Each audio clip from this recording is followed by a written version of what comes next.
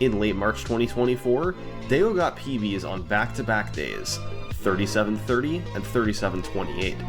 They each had big time losses, but despite the break, his skill was clearly right back up there with his rivals.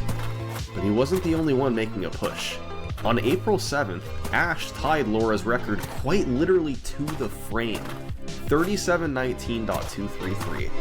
2 days later, she beat it by a second with a 37:18. Just as before, Ash had a knack for making quick moves in any percent. World records 48 hours apart. But the 37:18 did have mistakes, and there was still room to take it lower. It put the pressure back on Deo. In mid-April, he closed in with a 37:25, which had a death at the start of Clifftown. It would have been world record if not for that mistake. Ash countered with a 37:17 and 37:15 again just days later. Yes. Yes. As good as Deo was, Ash had a fast response every single time. She was relentless. But they were still neck and neck. Either runner had a chance at getting the dream run.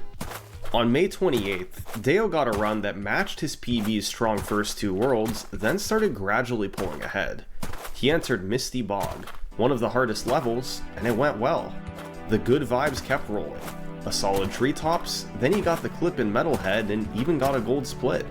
After Dreamweavers went well, this was officially the fastest run ever going into the Rat Proxy. Deo had no choice but to stay calm despite what was unfolding. This was the highest pressure attempt at the Rat Proxy of all time.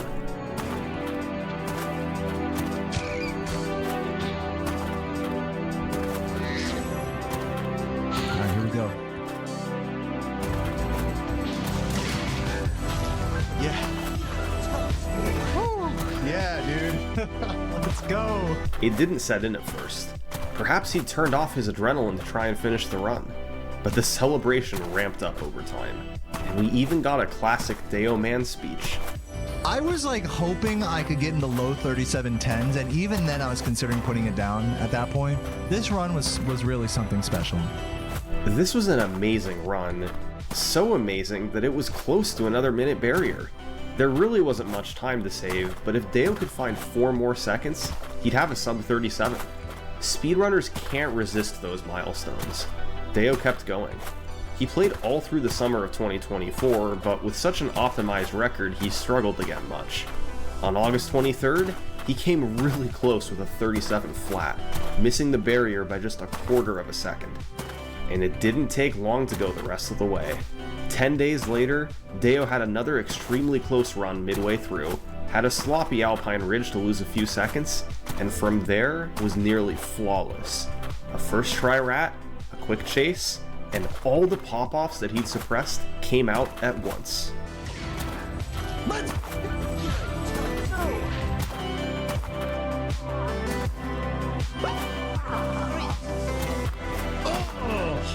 It took Deo 6 months of regular playing to get the sub 37. The community gave him his well-deserved congratulations, even his competitors who'd played right alongside him. This was everything he wanted, the 120 in 120% and the sub 37 in any percent. Deo's journey was complete. His only time losses were small, 1 to 2 seconds here and there. This was a run that was poised to stand as the world record for a long, long time. But in speedrunning, you just never know what to expect. It only takes one new runner, or one new strategy. Deo poured his heart and soul into this 36:58, and it was an amazing run. But it lasted as the record for just a few months. In early 2025, along came a new top runner to any percent, Composer.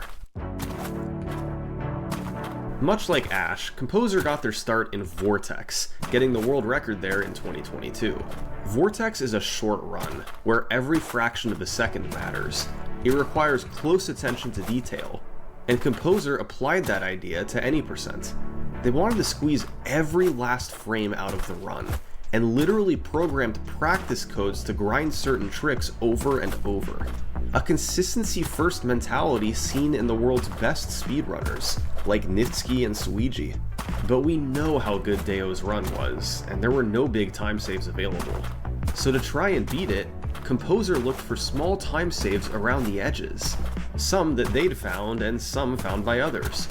Turning around faster in Clifftown before jumping on this roof, taking a harsher line coming out of Shemp, a faster blind turn up the magic stairs, turning around to the last gems faster in Treetops. There was a lot more like this. Individually, they each saved a second or less, but combined, Composer could save several seconds over Deo. This was Composer's attention to detail in full effect. It's the small things adding up, and it worked. In January 2025, 4 months after Deo sub 37, Composer beat it by exactly 1 second. And the community recognized that Composer had the potential to go much further. In an effort to reclaim his record, Deo came back to attempts with a brand new route called Shempless.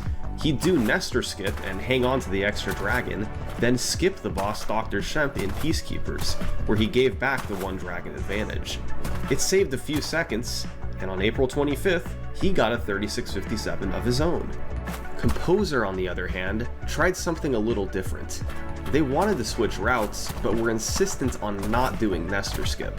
So they still skipped Dr. Shemp, but collected Ivor in Dry Canyon instead of Nestor. This is a very difficult dragon to collect fast, and uses boosted skitter jumps, just like in the old Twilight Harbor skip. But Composer preferred it over Nestor skip, and used it to get a 3643. A few days after that, they decided to randomly try Nestor skip when someone in chat suggested it, and then broke the record with a 3639. Let's go! Let's go! So now, they kind of had to do it going forward. Composer's final new route included Nestor skip, Ivor, and Shempless. It was a brilliant route and helped them save even more time. After another record of 3638 in July, Deo was left in the dust. The new time saves and routes were hard to keep up with, and Composer's consistency was unreal. He needed some sort of a response. And on August 6th, he got one with a 3647, 9 seconds behind the record and still not using the new route. But a few days later, Composer improved again with a 3635. Deo just couldn't keep up. Finally, Deo decided if he was going to stand a chance, he had to commit to the new route with Ivor. It was a pain, but Composer had raised the bar. This was the only way to compete with them. But would it be enough?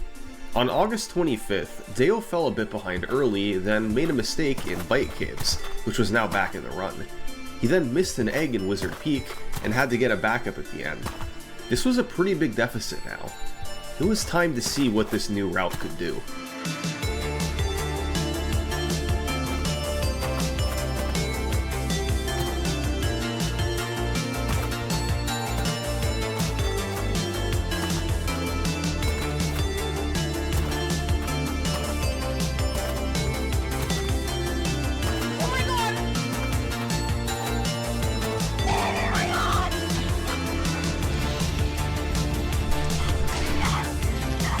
I tied it! Oh! I tied record! Let's go! For the second time, Deo had tied the record.